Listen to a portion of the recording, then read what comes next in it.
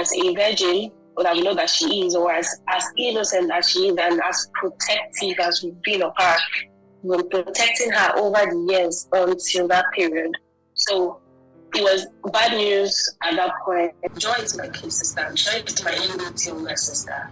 And she has been an autistic child since she was like 1 week old. And we've been taking care of her since then. So she just got to 22 years old. So when we learned about her, she was already 3 months gone. If you last year, it was heavy in some parts of Nigeria, and my parents being in Yanagwa, because I stay in Port Harcourt, my parents being in Yanagwa, it affected them. So the whole period, my mom would call me and tell me, your sister has not seen her period. And us seeing her as an innocent girl, we just thought it was. I actually told my mom, it's hormonal imbalance, we should run a test. Because I'm not close to them, I didn't know if they ran a test or not. Then she called me the next month and she was like, your sister is looking very pale. I don't know, I don't give her medicine, I don't give her antibiotics, but there is, she still hasn't seen her period. And I just told her, okay, we have to run a test for this thing because this girl is still young to start experiencing this hormonal imbalance thing. I thought it was an emotional week for me. When I first heard it, I actually dropped my phone. When my sister called me, I was on the road when she told me. I just spoke in Yoruba. I said, I brought to know you. And I thought it was my ego. She said, you didn't hear me. I said, your younger sister is pregnant. And I stopped at the middle of the road, my phone dropped. And then the person I was working with had to draw my attention and say, Phoebe, what is wrong with you? Dragged me out of the road, picked my phone, and took me into his car and asked me what happened. At that point, there was already tears in my eyes. It was devastating because nobody expected that as a virgin, that we know that she is, or as innocent as she is, and as protective as we've been of her, we're protecting her over the years until that period. So it was bad news at that point. When we found out she was pregnant, we started taking calls, calling people's names. My mom was actually the one doing all of those things. And calling my dad too was also among the people. My older sister's husband also called. This was also involved because my dad is actually an police officer, a retired police. So, when all of these things were made and they mentioned a particular person's name, that was when she nodded and said, yes, it is this person. There is a description she gives to the person that made us realize that, okay, it was this person that got her pregnant. So my sister's husband called the person in question, alleged father, and he denied. My mom also called him and he denied, and he actually assaulted her and said a lot of things to her. And my sister's husband threatened to arrest him. And although an arrest was made, but not to the police station, it was just at the area that they were, and then the guy denied everything.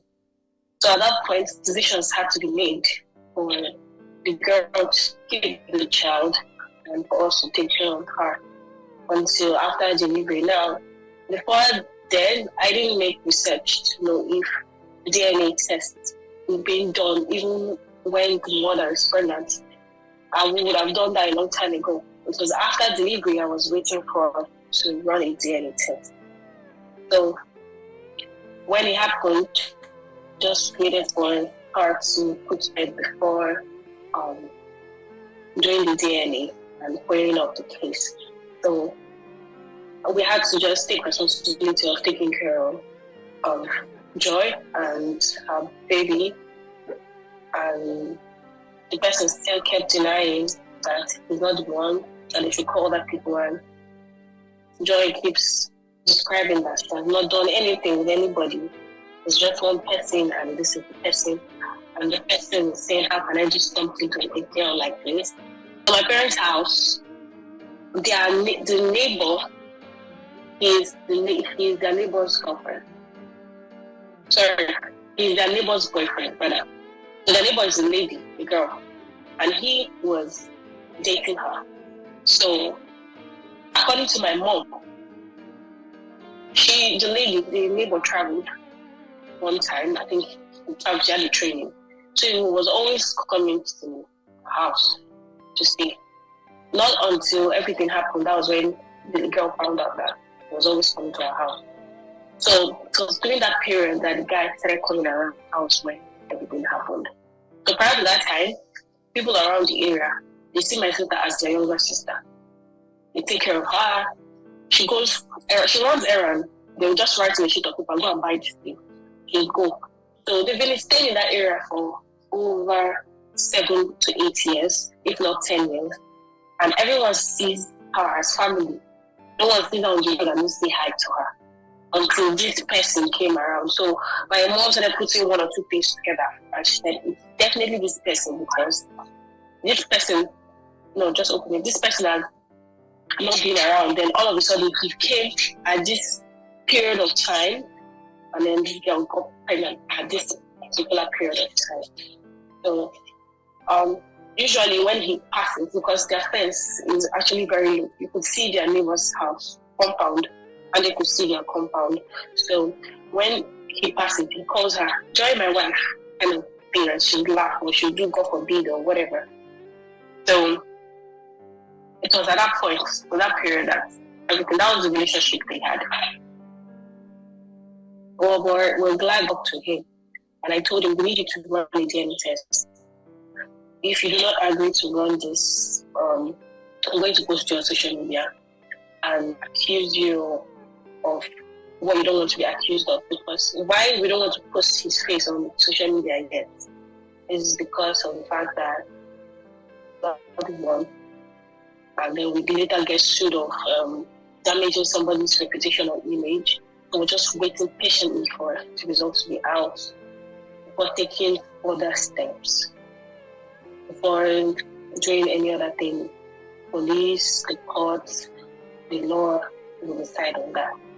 We just wanted to be sure that, okay, this is the person that she has appointed. This person is the person responsible for the trauma the family went through, because up until today, it has not been easy for the family. Taking care of 2 children, a mother and a child. The mother is autistic, so she literally thinks like a child, although now people have been reaching out to me, and it's been overwhelming. The love has been very, very overwhelming. And the girl, she's fine. And, the mom is also doing very okay. Everything has been going on very well.